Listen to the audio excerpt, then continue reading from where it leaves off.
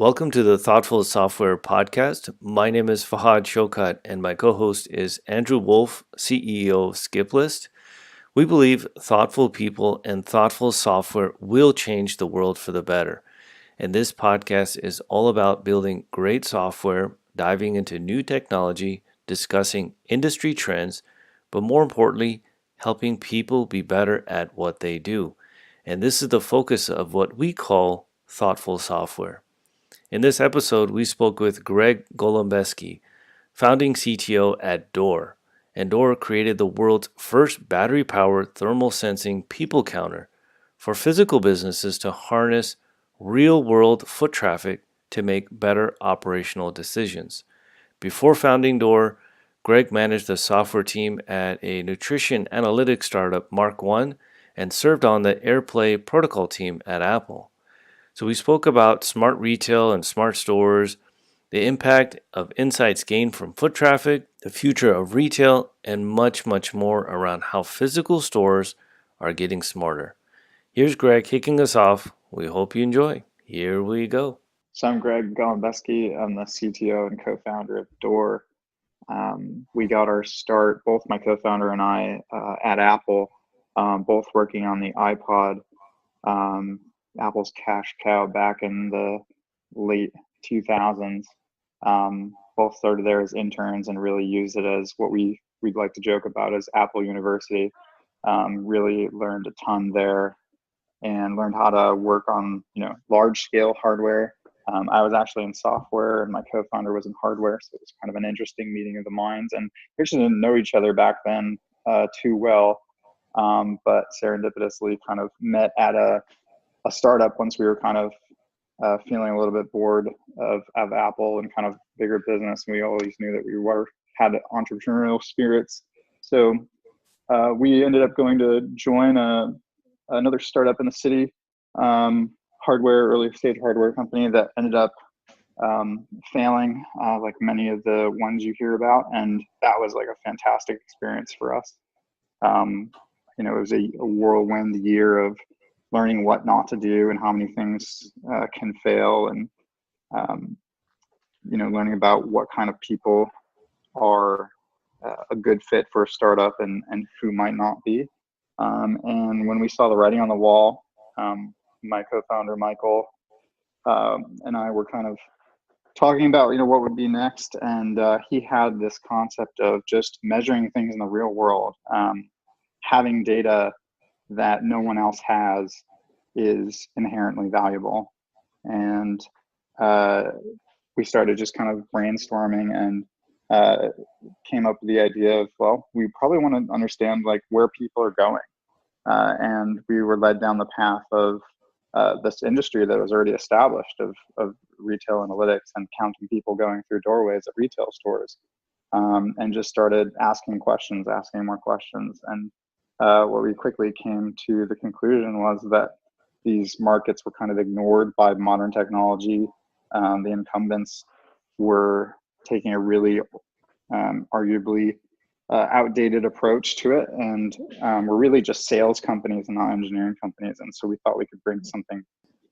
Go ahead, Andrew. Being experts in like hardware software space, how hilarious was Juicero to you guys? Man, Juicero. I think people definitely blow it out of proportion. I think you can see how that happens, and then actually Juicero failed for similar reasons that our last company that we were at failed.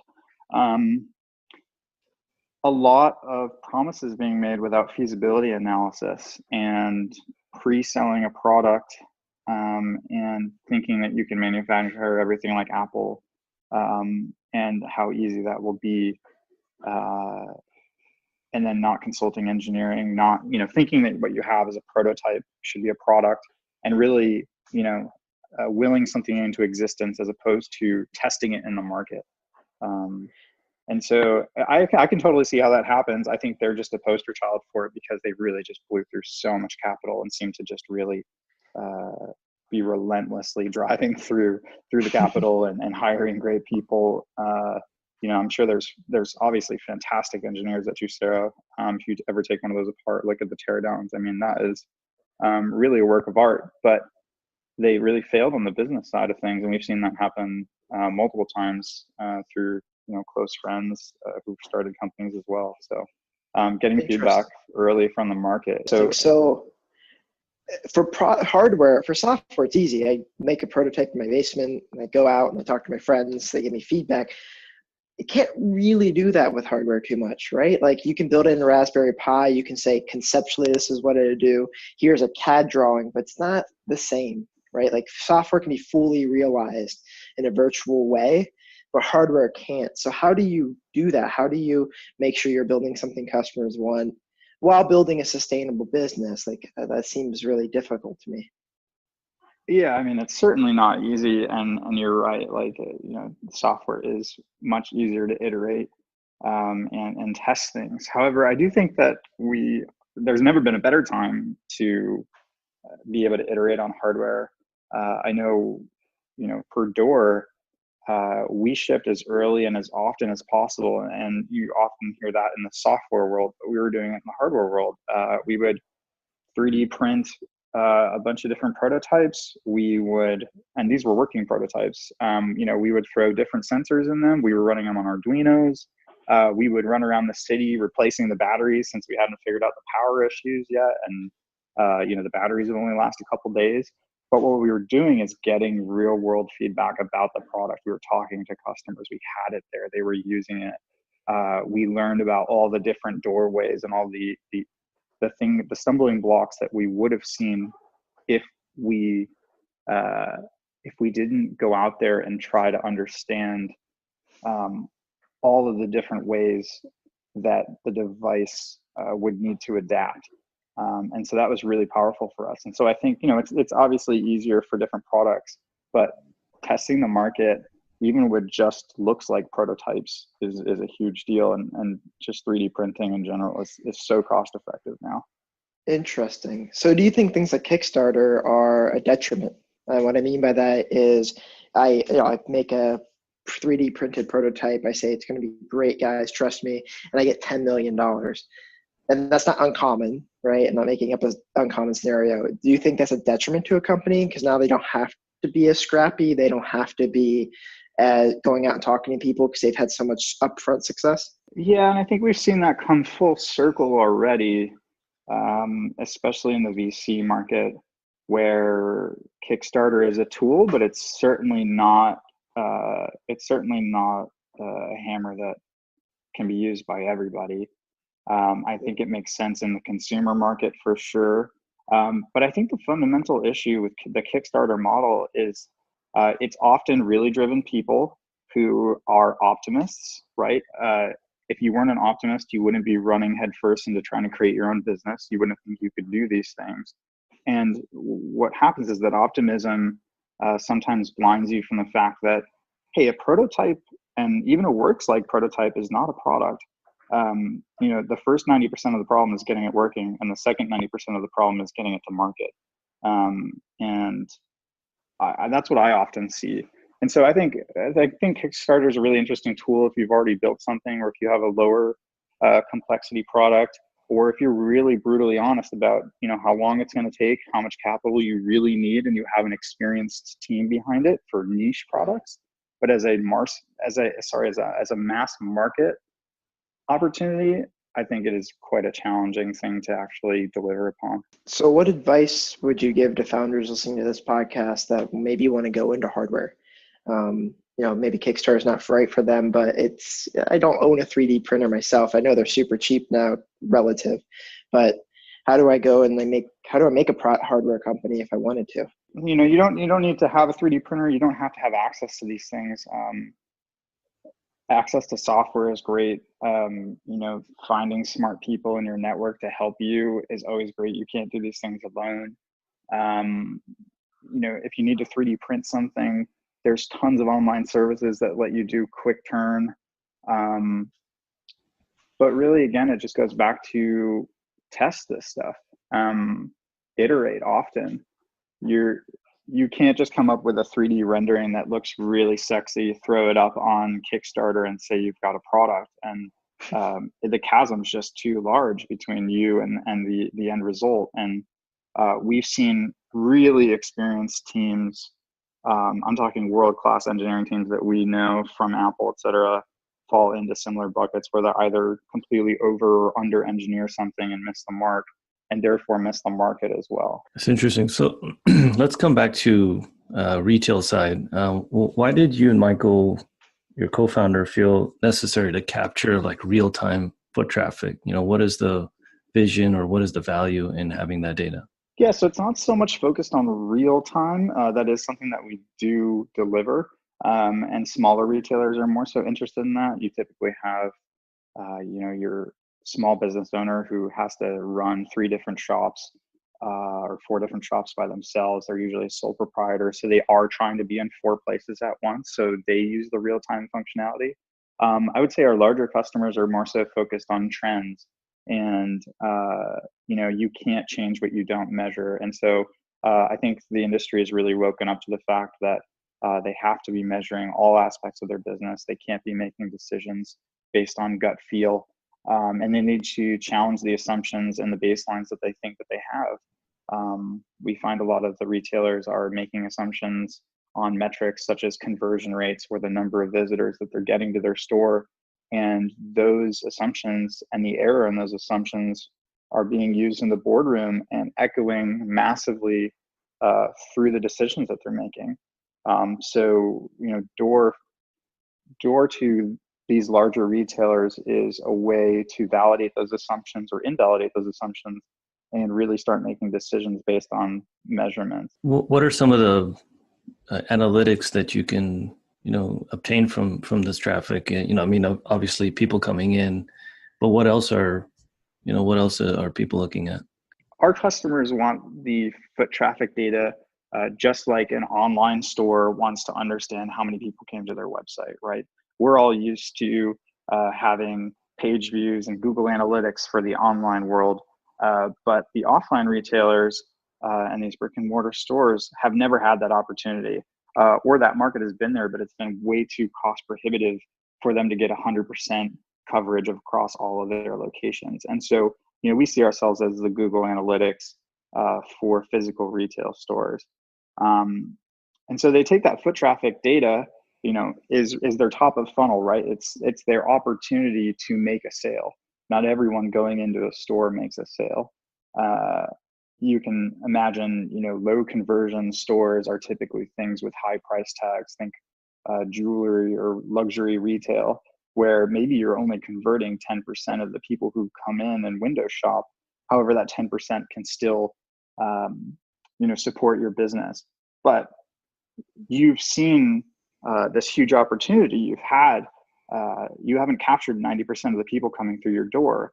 And so that was a selling opportunity, and you need to optimize towards what your audience and who you're attracting. So, just sales performance in general and the conversion rate, associating how many people came into the store versus how many people are purchasing is a really important metric for these retailers. Furthermore, when people are coming in is really important for staffing. You can clearly see through the data that we've collected that there is intraday trends of when people are available to come to the stores during the weekdays or the weekends. And so staffing your stores appropriately at those times is really going to help you increase your conversion rates, right? You can assume that if you go into an Ace Hardware store, that having someone who is able to help you with your specific question is going to increase the chances of you actually purchasing a product in that store.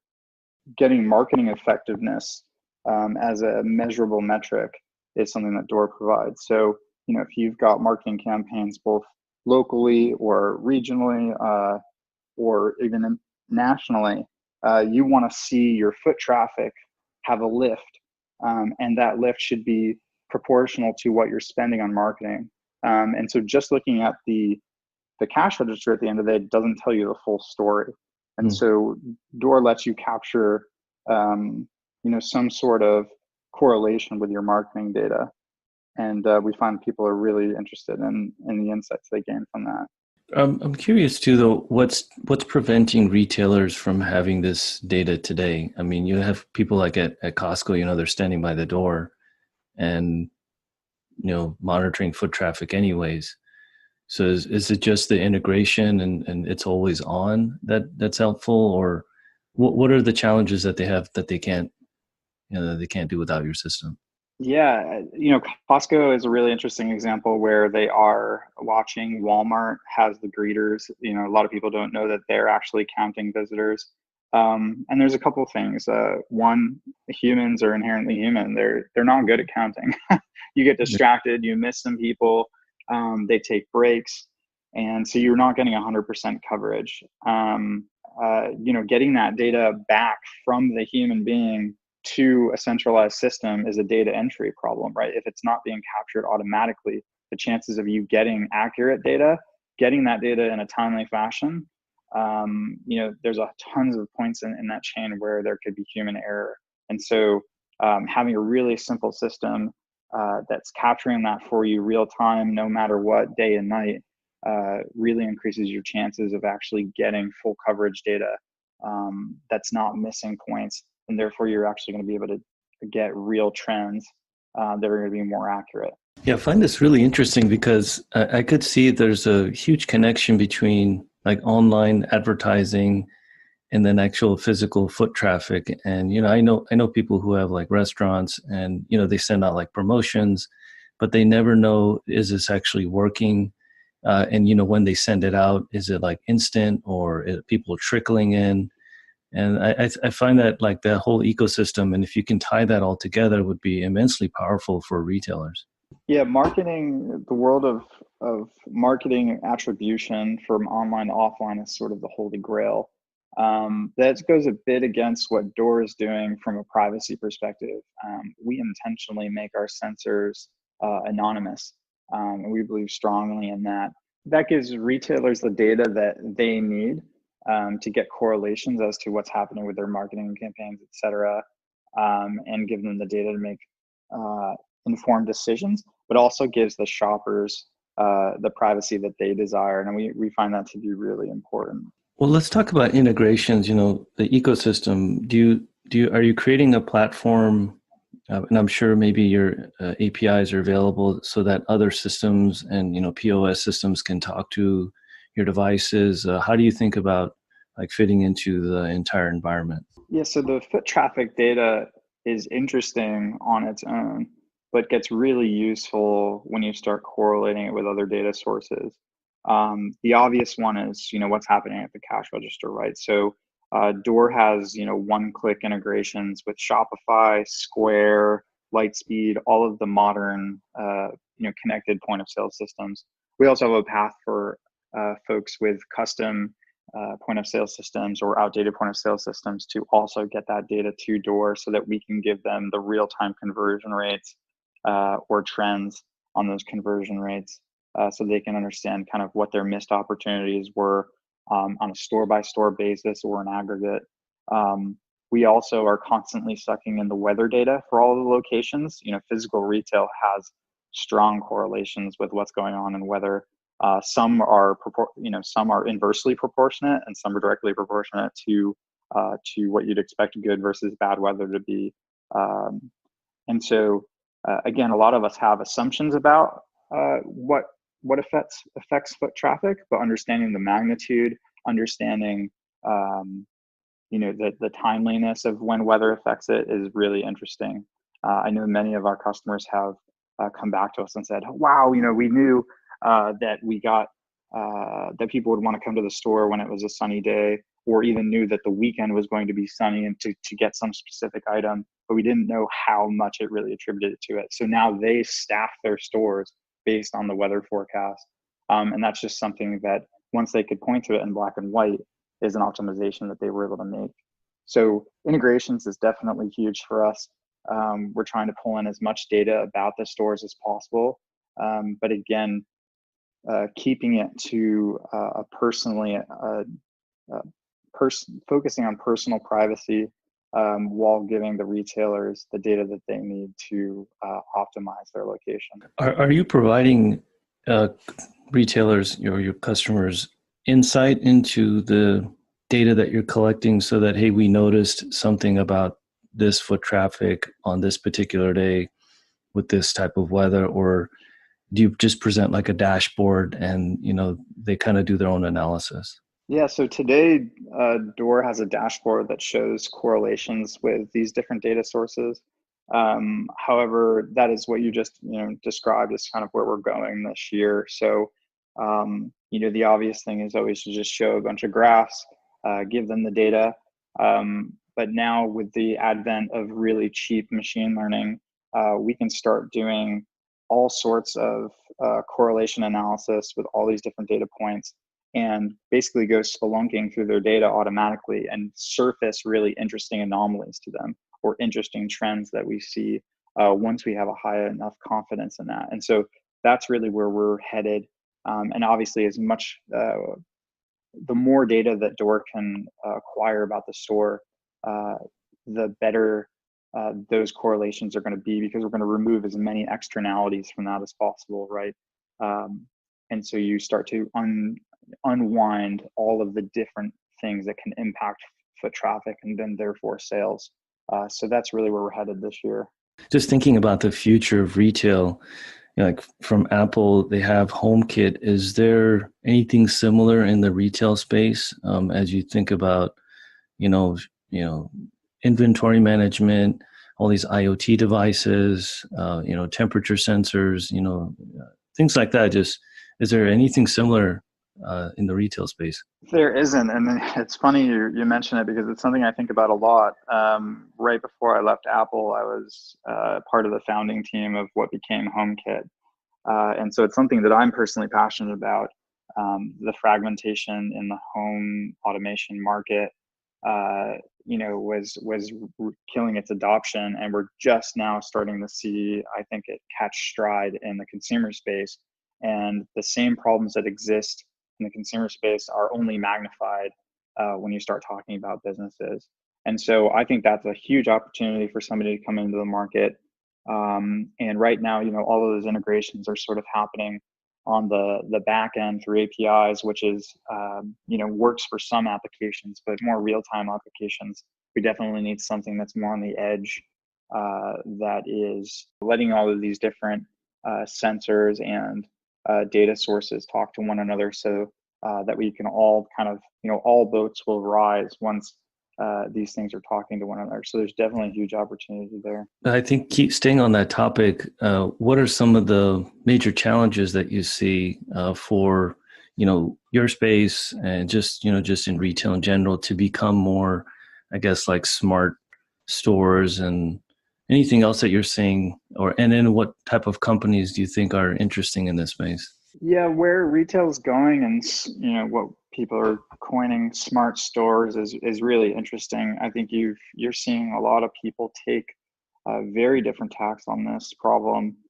Door's chosen a specific direction, which is easily deployable, battery operated, so that we don't have to have any retrofit work done, right? So anytime you have to run power in a store, you're talking about having to do it to code. You're having to have someone come out and do a site survey. You're having to retrofit all of these different retail stalls. And so unless you have new construction for some of these like anchor stores, that are still building these massive cement structures out in suburban areas, you're oftentimes dealing with whatever infrastructure is available to you in the retail space that you're renting. And so solutions that are easily adoptable and have low friction are going to make the most impact early on. And that's why Door focuses on just being really easy to deploy. We made the sensor battery operated and peel and stick. And we also bring cellular to the store. That removes all of the barriers for adoption. No power, and we don't have to talk to the IT department to do a security study. We don't have to get on their network. We don't have to have some professional come install it for you. This is a device that gets sent directly to the store manager, and in 10 minutes, they've got this device up and running and counting their visitors and getting that back to Door servers. So I think there's going to be this intermediary phase where we have to do a lot of retrofitting, and it's going to be a piecemeal sort of approach for all of these established retailers. But of course, there's other opportunities when you're really starting fresh, where you can add a bunch more tech. I think what's interesting too, because we talk to a lot of people who are in this space. You can throw a lot of technology at stores, right? You can start measuring all sorts of things. But when you get all of this data, it still needs to be actionable, right? The data that Door collects fundamentally is simple, right? How many people came through the door? But it is actionable. It allows you to make data-driven decisions. We oftentimes have people asking all sorts of, interesting and unique questions about, can you understand how people are moving through my store? Can you tell me, where they came from previously? Oftentimes getting into like privacy concerns. And we often have to ask, well, is there something that you could do with that data today? Or is it just interesting? And we're always trying to find the right line there of capturing the right data at the right time when retailers are sophisticated enough to actually digest that and not over-engineering the space. Yeah, I would think like even the in-store, like the brands, let's say Coca-Cola or something like that, would want to know the foot traffic at the end cap of each aisle, and Yeah. how long people are staying, looking at it. I think that would be fascinating to use your technology for that.